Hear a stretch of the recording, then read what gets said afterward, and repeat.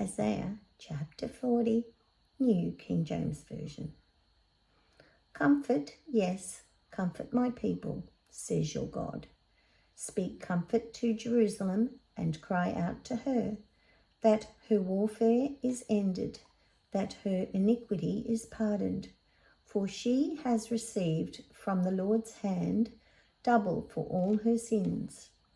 The voice of one crying in the wilderness, prepare the way of the Lord, make straight in the desert a highway for our God. Every valley shall be exalted, and every mountain and hill brought low. The crooked places shall be made straight, and the rough places smooth. The glory of the Lord shall be revealed, and all flesh shall see it together, for the mouth of the Lord has spoken. The voice said, cry out. And he said, what shall I cry? All flesh is grass, and all its loveliness is like the flower of the field. The grass withers, the flowers fades, because the breath of the Lord blows upon it. Surely the people are grass, the grass withers, the flower fades, but the word of our God stands forever.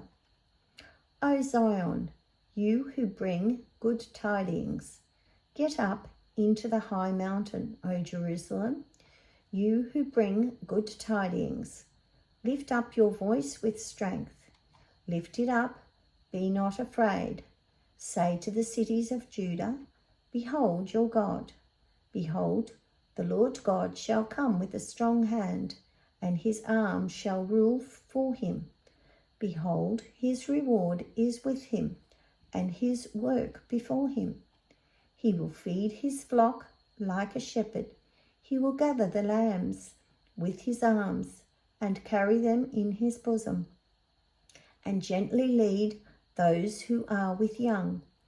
Who has measured the waters in the hollow of his hand, measured heaven with a span, and calculated the dust of the earth in a measure, weighed the mountains in scales and the hills in a balance?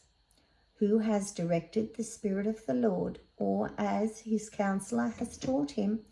With whom did he take counsel, and who instructed him and taught him in the path of justice? Who taught him knowledge and showed him the way of understanding? Behold, the nations are a drop in a bucket, and are counted as the small dust on the scales. Look, he lifts up the isles as a very little thing, and Lebanon is not sufficient to burn, nor its beasts sufficient for a burnt offering. All nations before him are as nothing, and they are counted by him less than nothing and worthless. To whom then will you liken God? Or what likeness will you compare to him? The workman moulds an image, the goldsmith overspreads it with gold, and the silversmith casts silver chains. Whoever is too impoverished for such a contribution chooses a tree that will not rot. He seeks for himself a skillful workman to prepare a carved image that will not totter. Have you not known? Have you not heard? Has it not been told you from the beginning?